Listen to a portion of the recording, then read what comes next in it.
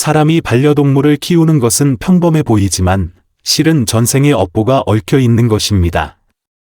만약 마음에 집착이 생기면 죽은 뒤 주인과 반려동물의 신분이 뒤바뀔 수도 있습니다. 이는 부처님께서 기바정사에서 제자들에게 설법하신 내용의 일부로 그 자리에 있던 승려들을 큰 충격에 빠뜨렸습니다. 중생은 육도를 윤회하고 인과가 따르는 법, 사람과 반려동물의 관계에 이토록 깊은 인과의 의미가 담겨 있다니 실로 놀라운 일입니다. 자바암경에 따르면 어느 날 안한다는 성안에 부유한 집안들을 중심으로 반려동물을 기르는 풍조가 성행하는 것을 보았습니다. 어떤 이들은 반려동물을 가족보다 더 아끼고 극진히 사랑하는가 하면 어떤 이들은 장난감처럼 여기며 함부로 부리기도 했습니다. 안한다는 사람과 동물 사이의 인연의 본질이 궁금하여 부처님께 가르침을 청했고, 이는 반려동물과 내생의 과보에 대한 놀라운 설법으로 이어졌습니다. 반려동물을 키우는 것이 정말 내생에 영향을 미칠까요? 어째서 어떤 사람은 반려동물과 애틋한 정을 나누고 어떤 사람은 적당한 거리를 유지할 수 있는 걸까요? 만약 지나치게 총애하면 죽은 뒤 정말 반려동물과 역할이 바뀌게 될까요?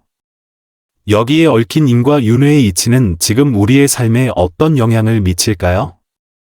부처님의 지혜의 빛이 이 짙은 안개를 걷어줄 것입니다. 이 질문은 부처님께서 노교원에서 설법하실 때 나눈 대화에서 비롯되었습니다. 당시 안한다라는 제자가 있었는데 그는 성안의 많은 부유한 집안에서 여러 동물을 즐거움과 위안을 위해 기르는 것을 보고 마음에 의문이 생겼습니다. 하루는 안한다가 부처님께 여쭈었습니다. 세존이시여, 성안의 많은 집에서 새와 짐승을 벗삼아 기르는 것을 보았습니다. 어떤 이들은 가족보다 더 극진히 사랑하고 어떤 이들은 장난감처럼 여기며 마음대로 부립니다. 이들과 동물 사이에는 대체 어떤 인연이 있는 것입니까? 죽은 뒤에는 어떤 과보를 받게 됩니까? 부처님께서는 그 말을 들으시고 자비로운 눈빛으로 안한다를 바라보며 잔잔히 미소 지으셨습니다. 훌륭하구나, 안한다여. 참으로 지혜로운 질문이다. 사람과 반려동물 사이의 인연은 우연처럼 보이지만 실은 보이지 않는 가운데 정해진 이치가 있는 법이니라. 부처님께서는 이어서 한 가지 이야기를 들려주셨습니다. 옛날에 한 부유한 집안에서 사람의 마음을 잘 아는 검은 개 한 마리를 길렀다. 그 개는 밤낮으로 주인을 지켰고 한밤중에 침입한 도둑을 쫓아내 주인 가족의 목숨을 구하기도 했다. 주인은 개를 몹시 총애하여 가장 좋은 음식을 주고 비단결 같은 이부자리 위에서 재웠다. 몇 년 뒤 개가 죽자 주인은 비통함을 이기지 못하고 무덤까지 만들어주며 자주 찾아가 제사를 지냈다.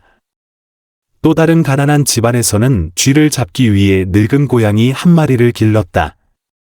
고양이는 부지런히 제 할 일을 다해 집에 쥐 한 마리 없게 했다. 하지만 주인은 고양이를 그저 평범하게 대할 뿐 특별히 예뻐하지도 그렇다고 학대하지도 않고 기본적인 음식과 쉴 곳만 마련해 주었다. 고양이가 죽자 주인은 그저 마당 한쪽에 묻어주고 가끔 생각날 때 한숨 한 번 쉴 뿐이었다. 안한다가 궁금하여 물었습니다. 세존이시여, 두 집안과 동물의 인연은 장차 어떤 다른 과보를 받게 됩니까? 부처님께서 말씀하셨습니다. 안한다여, 잘 듣거라.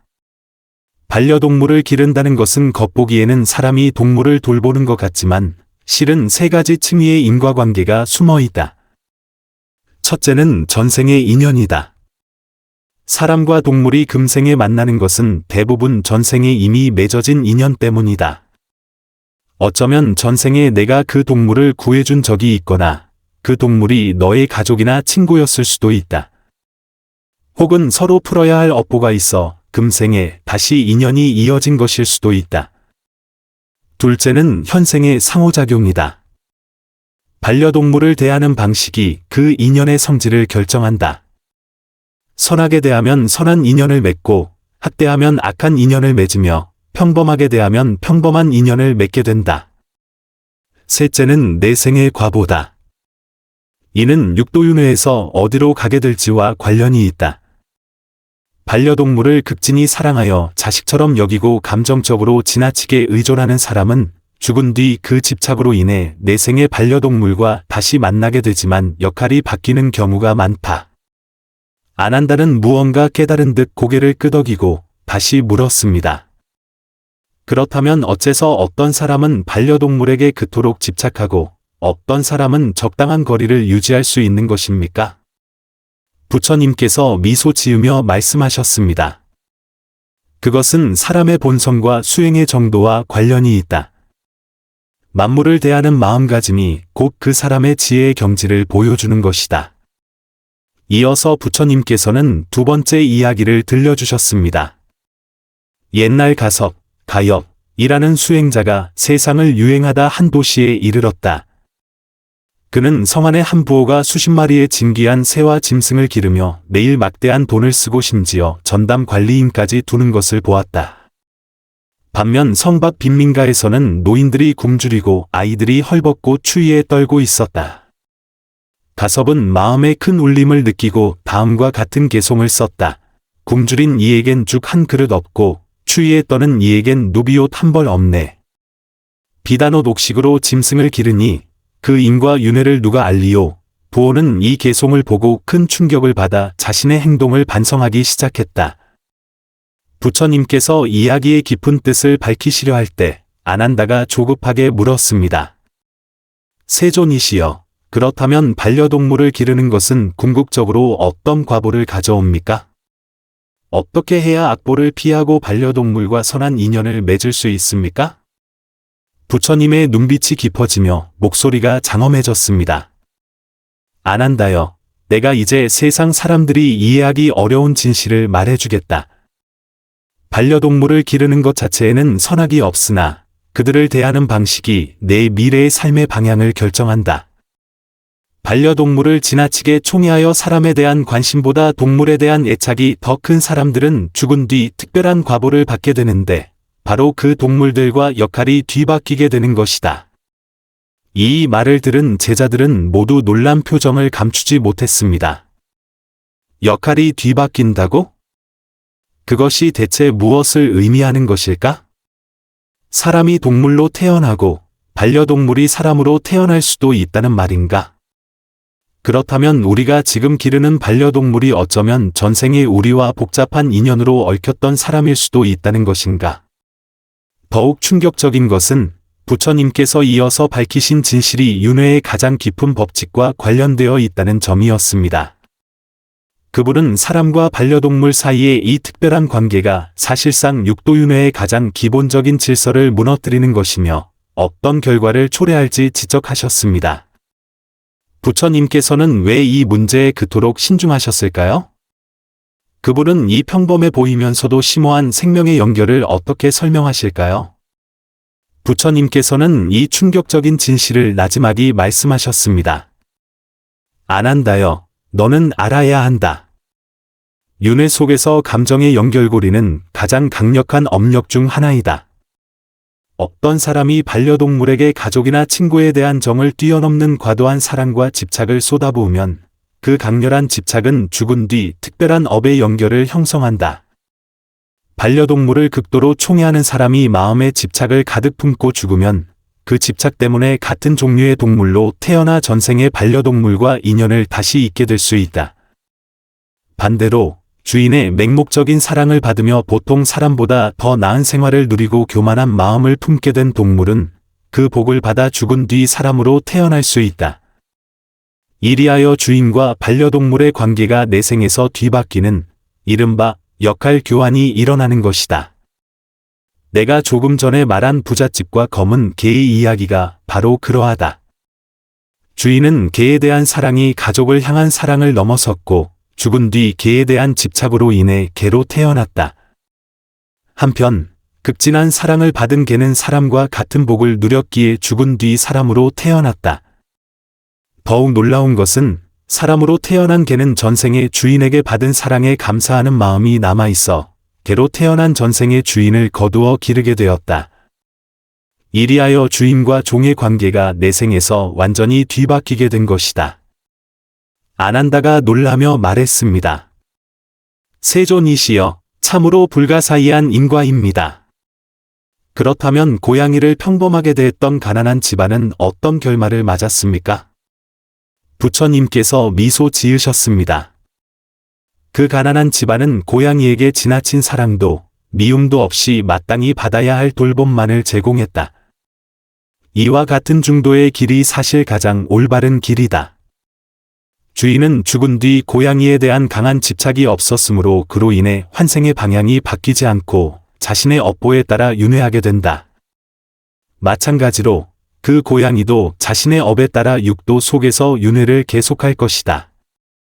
그들의 관계는 평등하고 조화로워 강한 업보의 얽힘을 만들지 않은 것이다. 부처님께서 이어서 설명하셨습니다. 반려동물을 기르는 것 자체에는 옳고 그름이 없다. 중요한 것은 내가 그들을 어떻게 대하고 어떤 마음을 갖느냐이다. 만약 청정한 마음으로 선하게 대하되 지나치게 집착하지 않고 장난감으로 여기지도 않으며 평등하게 바라보고 마땅한 존중과 사랑을 준다면 그 관계는 건강하며 내생의 역할 뒤바뀜을 초래하지 않는다. 가섭이 성안에서 본 광경은 바로 극단적인 경우이다. 사람은 막대한 자원을 반려동물에게 쏟으면서 같은 중생인 이웃은 못 본 채 한다. 이런 행동의 이면에는 진정한 자비가 아닌 왜곡된 감정의 투영이 자리 잡고 있는 경우가 많다. 진정한 자비는 평등하여 어느 한쪽을 편애하지 않는다. 아난다가 크게 깨달았습니다. 세존이시여, 이제야 깨달았습니다. 반려동물과 함께할 때는 평등한 마음과 공경하는 마음을 지니고 지나치게 총애하지도 업신여기거나 학대하지도 않는 것이 바로 올바른 길이옵니다. 부처님께서 흐뭇하게 고개를 끄덕이셨습니다. 바로 그러하다.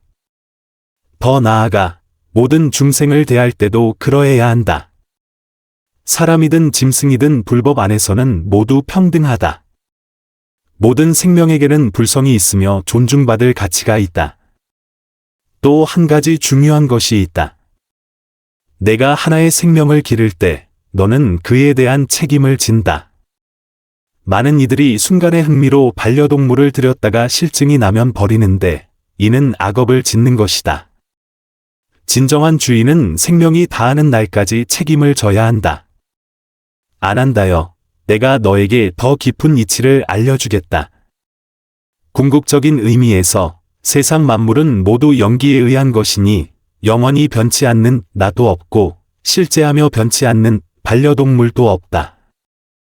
모든 것은 인연이 모여 생겨나고 인연이 흩어지면 사라지는 법이다. 어떠한 관계에 집착하는 것 역시 하나의 망념일 뿐이다. 그러므로 가장 이상적인 상태는 자비로운 마음으로 모든 생명을 대하되 어떤 관계에도 집착하지 않는 것이다. 생명의 본질이 무상하고 관계 또한 무상함을 아는 것이다. 이를 해낼 수 있어야 비로소 윤회에서 진정으로 벗어날 수 있다. 아난다는 부처님의 가르침을 듣고 마음의 깊은 존경심이 차올라 합장하며 말했습니다. 세존의 가르침은 감로수와 같아 제 마음의 미혹을 씻어주셨습니다. 이제부터는 평등한 마음으로 모든 중생을 대하고 겉으로 드러나는 관계에 더는 집착하지 않겠습니다. 부처님께서 마지막으로 정리하셨습니다. 반려동물과 인연을 맺는 것은 사실 우리 마음속의 집착과 자비를 비추는 거울과도 같다. 만약 그 속에서 깨달음을 얻어 자신의 마음을 돌아본다면 그 인연은 수행의 조연이 될 것이요. 만약 집착에 빠진다면 윤회의 동력이 될 것이다. 모든 것은 내가 그 관계를 어떻게 보느냐에 달려있다. 부처님의 가르침에서 우리는 반려동물과의 인연이 실은 우리 마음을 비추는 거울임을 알 수 있습니다. 사람을 대하든 동물을 대하든 진정으로 중요한 것은 우리 내면의 태도입니다. 평등한 마음과 공경하는 마음으로 모든 생명을 바라보고 지나치게 집착하지 않으며 어느 한쪽을 편애하지 않는 것, 이것이야말로 만물과 조화롭게 살아가는 올바른 길일 것입니다.